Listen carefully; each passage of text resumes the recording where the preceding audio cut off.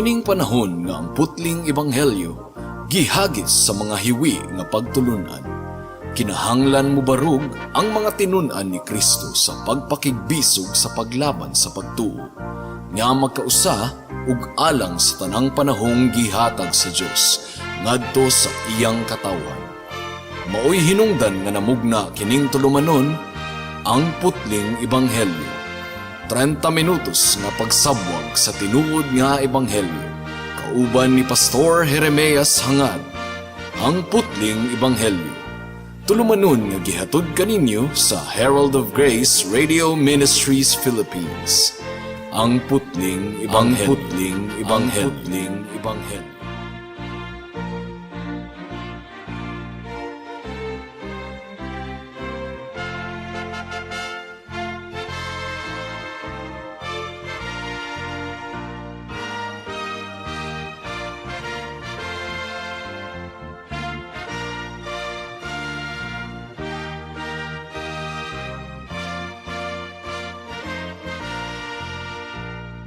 Alang sa pagpamalandong sa pulong sa Ginoo nining taknaa atong pagabasahon ang Salmo kapitulo 9 bersikulo 1 hangtod sa 20.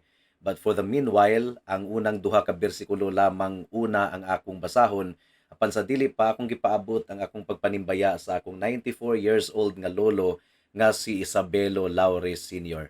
Psalm chapter 9 verses 1 and 2 ang giingon dinhi. Dayigon ko ikaw o Ginoo sa tibuok kong kasing-kasing. Isaysay ko ang tanang butang nga kahibulungan nga imong gibuhat. Tungod kanimo mag-awit ako nga malipayon. Awitan ko ikaw og mga pagdayig, o Dios nga labing gamhanan.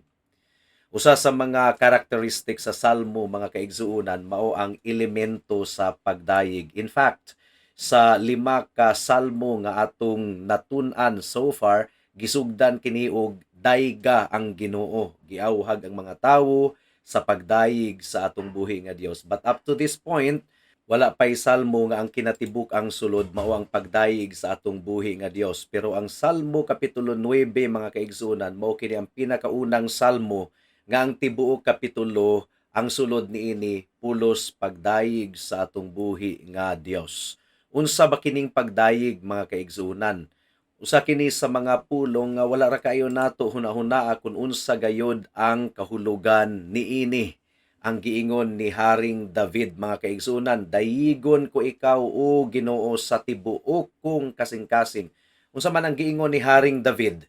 Ang dictionary definition sa kining gitawag og praise mao kining giingon nga the act of expressing approval or admiration. Giuyunan nimo ug imong gi-admire, gidayig. Pero igo na ba kana nga definition sa pagdayig mga kaigsunan? Ang duha ka Hebrew word mao ang nagatabang kanato nga atong masabtan gayud kung unsa ang bot pasabot ni ining gitawag og praise, ni ining pulong nga praise o pagdayig. Ang common nga Hebreyohanon nga pulong sa praise sa Bible mao kining gitawag og yada. Ang bot pasabot ni ining yada kining mura kitag mo pana atong ipana. Ang bot ipasabot niini ang atong pagdayig atong ipana ngadto sa langit, atong ipaabot ngadto sa Dios. It also carries the idea of thanksgiving or pagpasalamat. Usa pa ka pulong nga praise sa Bible kining Hebreyohanon nga pulong nga halal. Bot pasabot musidlak. Dirigikan ang pulong nga hallelujah. But pasabot, dayigon ang Dios. Yah means Yahweh, si Jehovah. In praise, we are magnifying the glory and splendor of God. Ang kasidlak sa kahimayaan sa Dios atong gidayig. O kining pulong nga yada ug halal, makaplaga nato pareho sa unang Kronikas kapitulo 16 bersikulo 4 nga nag-ingon, nagtudlo usab siyag mga Levita nga moatiman sa sudlanan sa kasabutan ug maoy mangulo sa pagsimba ug pagdayig sa Ginoo ang Dios sa Israel. So pagsimba ug pagdayig parehong gigamit ang yada ug halal. So we can see that praise is the lifting up of our hearts. Mao kini ang atong pagbayaw sa atong kasing-kasing sa pagpasalamat sa atong buhi nga Dios ug atong gidayig ang iyang kahimayaan, ang kasidlak sa iyang kahimayaan. Well, kasagara sa mga Kristohanon karon nagtuo sila nga ang praise atong pagabuhaton kanunay nga adunay tugtog, adunay musika. Gani daghan kaayong mga churches karon nga aduna sila'y mga praise bands or praise and worship bands nga aduna po'y praise leaders. Tinuod nga ang pagdayig pwedeng ubanan og music mga kaigsunan, gumikan kay ang salmo gisulat kini aron pagaawiton sa mga tawo, pero ang music mga kaigsunan dili ka na mooy mahinungdanon kaayong elemento sa pagdayig. Unsaon na lang kung brown out no, di na data kadayig sa atong buhi nga Dios. Ang pagdayig mga kaigsunan wala ka na nagaagad sa musika kundi nagaagad ka na sa atong kasing-kasing nga puno sa pagpasalamat ug paghimaya sa atong buhi nga Dios. Si Haring David gidayig niya ang atong buhi nga Dios pinaagi sa pulong ug pinaagi usab sa mga awit nga aduna po'y musika nga giduyog mga kaigsunan. Makita nato kini sa bersikulo 1 hangtod sa bersikulo 2, ang giingon dinhi, dayigon ko ikaw o Ginoo sa tibuok kong kasing-kasing, isaysay ko ang tanang butang nga kahibulungan nga imong gibuhat. Tungod kanimo mag-awit ako nga malipayon, awitan ko ikaw og mga pagdayig, o Dios nga labing gamhanan. So parihong pulong ug pag-awit gibuhat ni David sa pagdayig sa atong buhi nga Dios.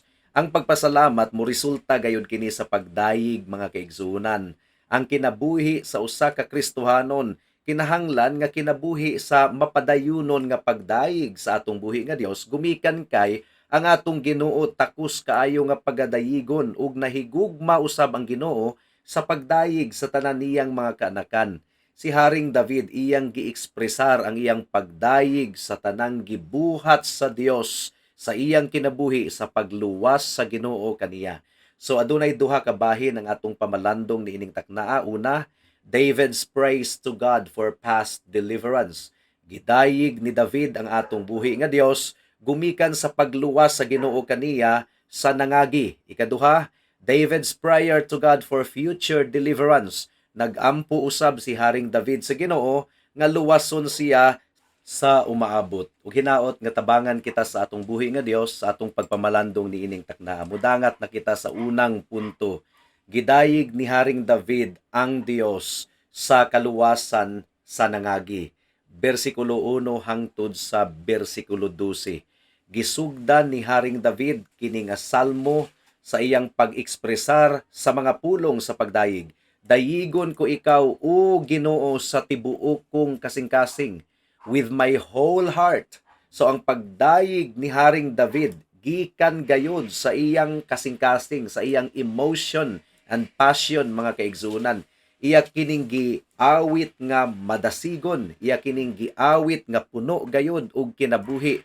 Ang iyang tibuok nga kinabuhi gi-dedicate ni Haring David sa pagdayig sa atong buhi nga Dios. Karon ang pangutana, ingon ini ba kita mudayig sa atong buhi nga Dios? Ang atong kasing-kasing puno ba sa kaabtik? Puno ba sa kinabuhi? Puno ba sa kalipay sa atong pagmantala sa pangalan sa atong Ginoong Hesukristo? Niini nga salmo mga kaigsuunan, makita nato nga si Haring David mapinadayunon gayud sa pagdayig sa atong buhi nga Dios. And in many of the Psalms, makita nato nga si Haring David iyang giawhag ang tibuok kongregasyon nga moapil kaniya sa pagdayig sa atong buhi nga Dios. For example, Psalm chapter 21 verse 13. Ang giingon dinhi, dalaygon ka o Ginoo tungod sa imong dakong gahom. Mag-awit kami ug magdayig sa imong pagkagamhanan. So kami gihanggat ni Haring David ang iyang mga kauban nga moapil kaniya sa pagdayig sa Dios. Psalm chapter 22 verse 22 ang giingon dinhi, sultihan ko ang akong katawhan sa imong nahimo, daygon ko ikaw diha sa ilang panagtigom. Mao pod kini ang mabasa nato sa Psalm chapter 34 verse 3 ug Psalm chapter 35 verse 18. Ang buot ipasabot niini, ang pagdayig nato sa atong buhi nga Dios dili di ay kinaugalingon ra nato nga gihimo. Ang pagdayig imantala nato kini sa mga katawhan mga kaigsuunan. Gumikan kay nalipay ang Ginoo kung ang iyang mga katawhan magdayig kaniya dungan mga kaigsuunan. Ang giingon dinhi, isaysay ko ang tanang butang nga kahibulungan nga imong gibuhat. Kining pulong nga isaysay sa Hebrew language nagapasabot kini og ihapon or hinumduman, to rehearse or declare. So kining giingon ni Haring David nga isaysay ang but pasabot giihap niya ang kahibulungang butang nga gibuhat sa Ginoo sa iyang kinabuhi. Ug adunay duha ka rason nganong gibuhat kini ni Haring David ug nganong ato usab kining pagabuhaton mga kaigsunan. Atong hinumduman ug atong iphon ang mga dagkong butang nga gibuhat sa Dios aron ato siyang madayig. Ikaduha, atong hinumduman ug atong iphon ang mga dagkong butang nga gibuhat sa Dios aron ato kining mamantala sa uban. Atong speak out ang pagkamaayo sa Ginoo sa atong kinabuhi. Ang giingon pa ni Haring David dinhi, magmaya ako ug maglipay. Ang but pasabot ni ining glad and rejoice sa English pareho ra kini og kahulugan. Naga-describe kini sa pinakataas nga expression sa kalipay ug pagmaya atubangan sa Ginoo. Karon ang pangutana, ang Dios ba ang imong kalipay higala, igsuon? Or ang mas maayo nga pangutana, nalipay ba ikaw diha kang Kristo? Or nangita paghihapon ikaw ug ubang mga butang nga makalipay kanimo? Si Haring David iyang giihap ang tanang maayong butang nga gibuhat sa Ginoo, ilabi na ang pagluwas sa Ginoo kaniya niadtong nangagi. Sumala sa giingon sa bersikulo 3 hangtod sa bersikulo 6, diin gihatagan sa Dios si David og kadaugan batok sa iyang mga kaaway. Ug gibutang kini ni Haring David sa konteksto sa pagkamatarong ug hustisya sa Dios. Verse 3 and verse 4 ang giingon dinhi, inigsibog sa akong mga kaaway, mga tumba sila ug mga matay diha sa imong atubangan. Maghuhukom ka nga matarong nga naglingkod sa imong trono ug gihukman mo ako nga dili sad-an. So gidayig ni Haring David ang Ginoo, gumikan kay siya ang Dios sa hustisya ug katarong. Gimintinar ni Haring David ang pagkamatarong ug gilabanan siya sa Ginoo gikan sa iyang mga kaaway, mga kaigsuunan. Mao nga gidayig ni Haring David ang atong buhi nga Dios. Bersikulo 5 ug bersikulo 6 nagaingon, inigsibog sa akong mga kaaway, mga tumba sila ug mga matay diha sa imong atubangan. Maghuhukom ka nga matarong nga naglingkod sa imong trono ug gihukman mo ako nga dili sad-an. So gibadlong sa Ginoo ang mga dautan, mga kaigsuunan, ug gibungkag sa Ginoo, gipuo sa Ginoo ang mga tawong dautan.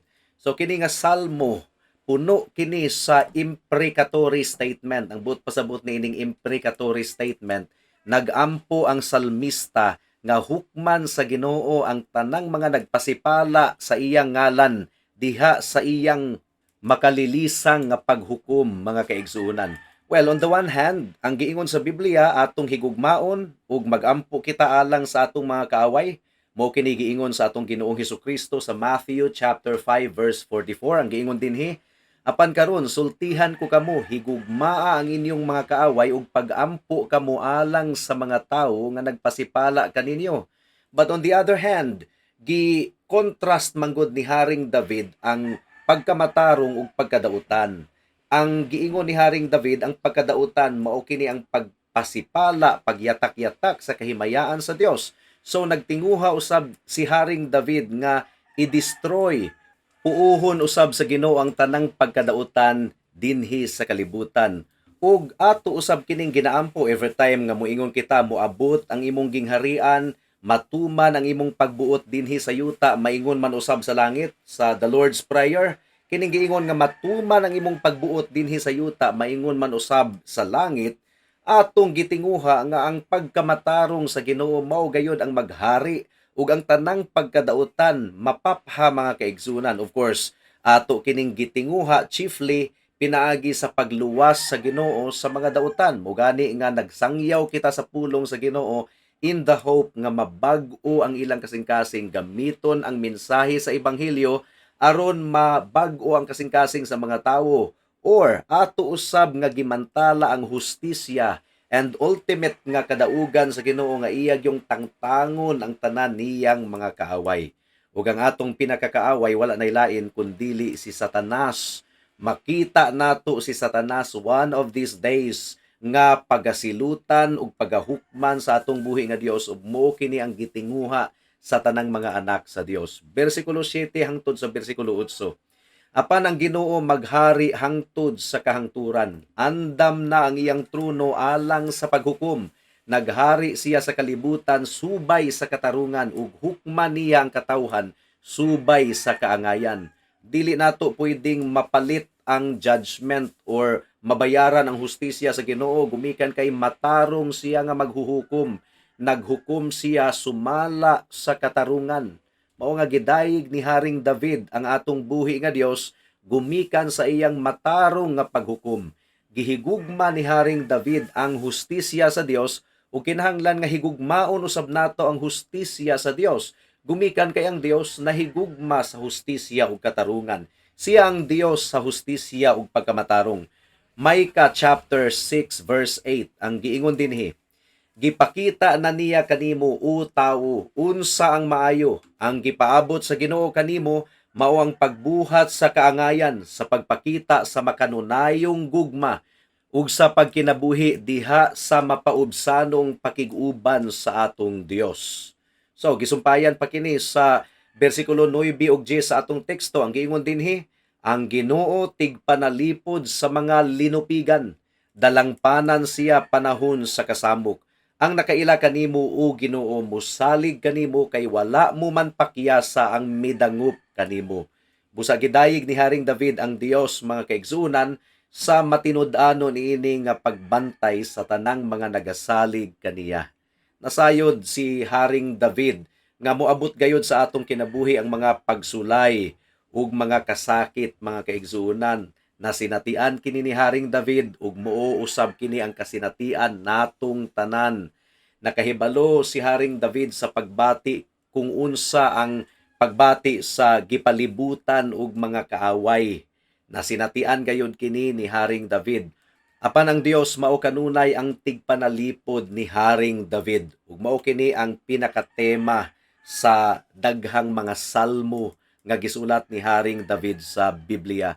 God is a sure defense of all who trust Him.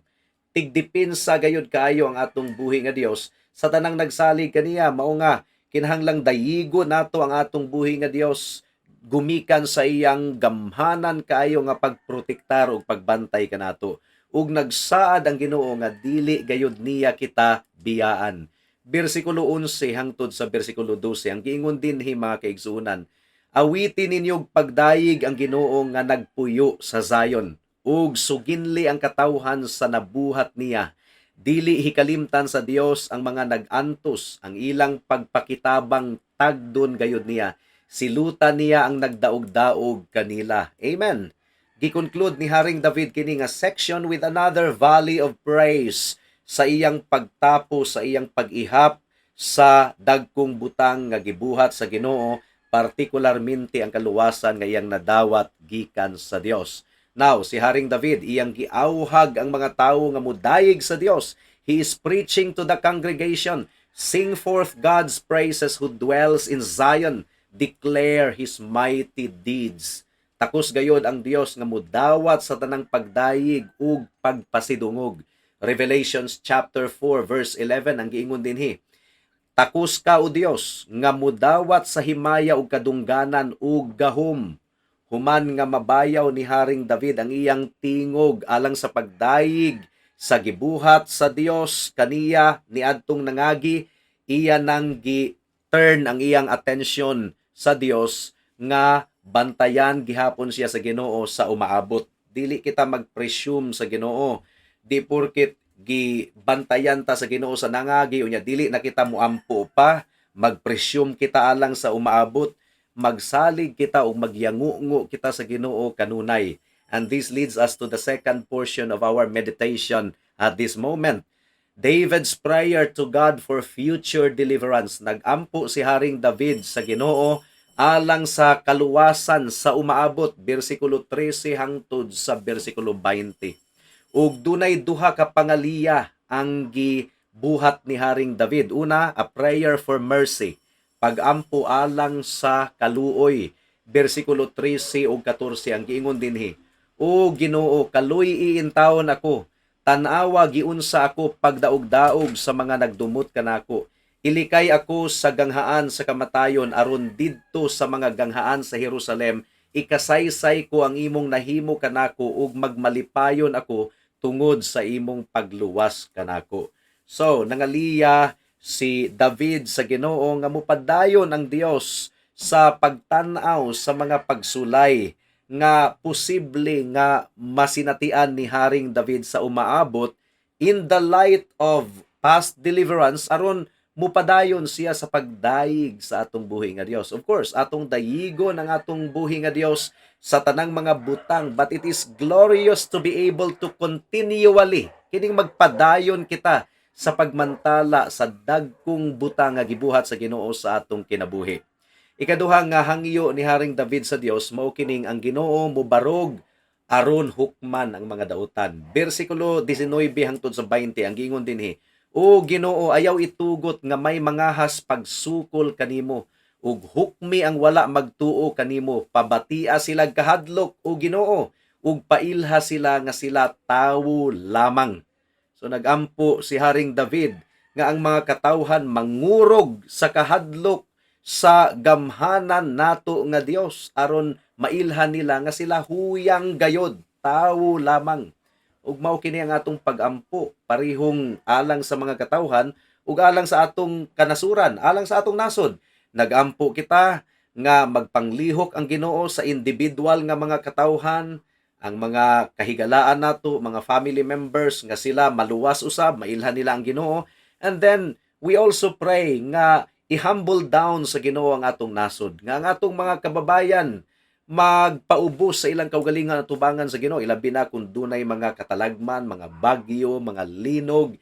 Hinaot nga gamiton kining mga butanga sa Ginoo as a wake-up call, pahigmata, aron sila makaamgo nga tawo lamang sila. Anything could happen in this world. Gikinahanglan nila ang Dios, gikinahanglan nila ang kaluwasan nga anaa lamang sa atong Ginoong Hesukristo. Now, gipatung-an sa duha ka mga pangaliya ni Haring David, mga kaigsunan, mao ang paghukom sa Ginoo sa mga katawhan nga dili mo paubos sa ilang kaugalingon sa iyang atubangan. Ug kini nga obserbasyon kinahanglan nato kining dili palabyon, mga kaigsunan. Mura kinig panultihon. Gibutangan gani ni Haring David og sinyalis kining bersikulo 15 ug 16 aron kita mamalandong muhunong usa sa atong pagbasa. Aron mamalandong ang giingon sa bersikulo 15, ang mga nasod nga wala magtuo sa Dios naunay pagkahulog sa ilang gahong ug naunay pagkabitik sa ilang litag.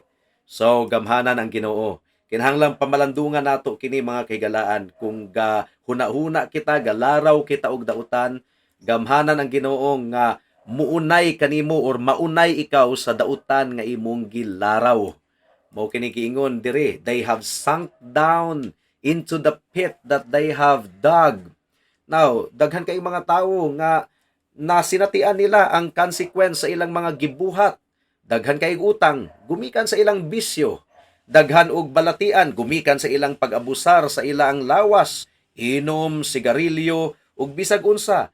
Daghan kayong mga heartache, nabungkag ang pamilya, gumikan kay sugarol kayo, gumikan kay adik kayo, mga kaigsunan, ug nabungkag ang pamilya gumikan kay adunay selfishness or kining kaugalingon lamang ang gihunahuna sa asawa ug bana, wala nagkasinabot, or kaugalingon lamang kayo ang gihunahuna dili ang gugma alang sa usag-usa. So nasinatian sa mga tawo ang kapait nga bunga sa ilang kaugalingong binuhatan. Hustisya kana sa Ginoo, mga kaigsunan. Kinahanglan nato kining pamalandungan. Salmo kapitulo 9 bersikulo 16 ang giingon dinhi, pinaagi sa iyang mataro nga paghukom, gipaila sa Ginoo kun kinsa siya. Ang mga dautan naunay pagkalitag sa ilang mga buhat. So, mi-pause si Haring David dinhi, mihunong una siya aron iyang pamalandungan ang kalawom niini nga punto. Ug kinahanglan nga pamalandungan nato kini higala. Kung galikay-likay ikaw sa Ginoo kay di gyud kaganahan sa iyang pagsimba, dili ka ganahan sa buluhaton sa Ginoo, dili ka ganahan sa pagdayeg sa Ginoo, pamalandungi. Ang Ginoo adunay gahom ug katakos nga maunay ikaw sa imong mga disenyo nga pagrebuilde kaniya higala. Ang bersikulo 17 nagaingon, kamatayon ang sangputan sa mga dautan ug sa tanang nagsalikway sa Dios. Kamatayon, itambo gayod sa walay katapusang kamatayon didto sa impyerno. Gumikan kay ang pulong sa Hebreo nga gigamit dinhi mo kining Sheol. Kining Sheol mo kini ang punduhanan sa mga patay diin ang pagdayeg sa Ginoo wala na gayod. So unsa pa man day kini? Impyerno kini, the terrible place of outer darkness. Dili gayud mapalong ang kalayo sa impyerno. Mo kini ang punduhanan hangtod sa kahangturan sa mga tawong dautan. And it should cause every man to set aside his wickedness and cast himself upon the mercies of God.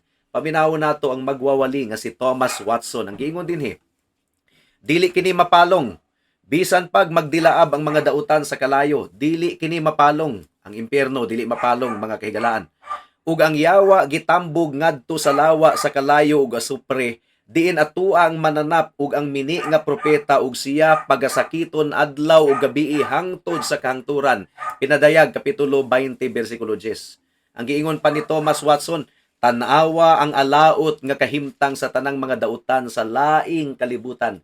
Aduna sila'y kinabuhi nga kanunayng mamatay ug kamatayon nga kanunayng mabuhi. Dili ba kini maghatag og kahadlok sa mga katawhan aron mubiya sila sa ilang mga sala ug mahimong Dios non diha kang Kristo? Gawas na lang kung buot gayod nilang tilawan kung unsa gayod kainit ang kalayo sa impyerno.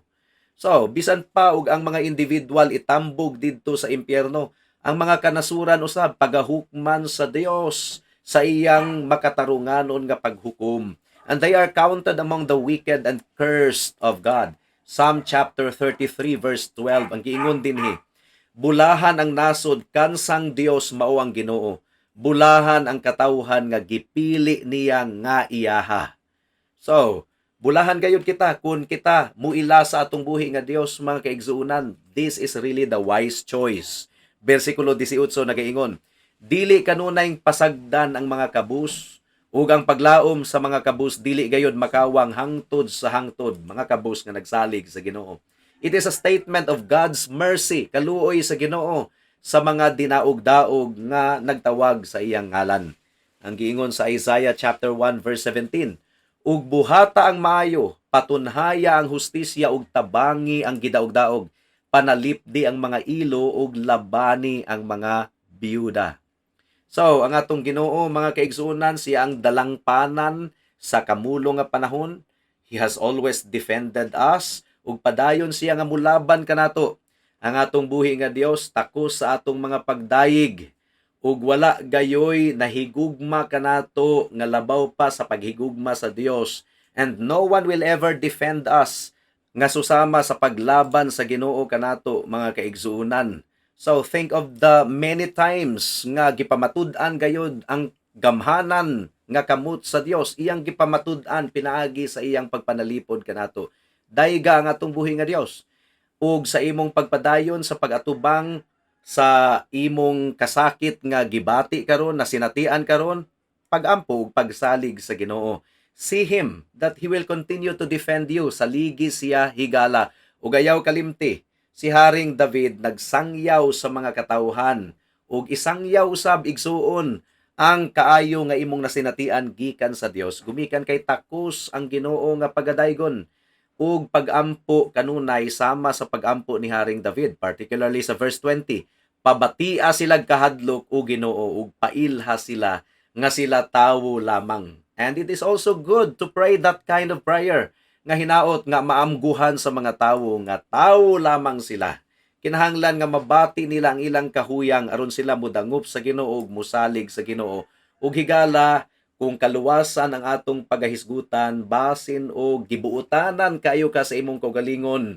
Hinaot ngang balang espiritu mag-abli sa imong kasing-kasing karon ug magpaamgo kanimo nga tawo ka lamang. Dili ikaw makaluwas sa imong kaugalingon, makasasala ka, nahailalom ka sa tunlo ug kapungot sa Dios. Apan si Kristo gipadala dinhi sa kalibutan gumikan sa gugma sa Dios, siya ang mituman sa tanang sugo sa Dios ug siya ang nagbayad sa silot sa sala didto sa krus sa Kalbaryo.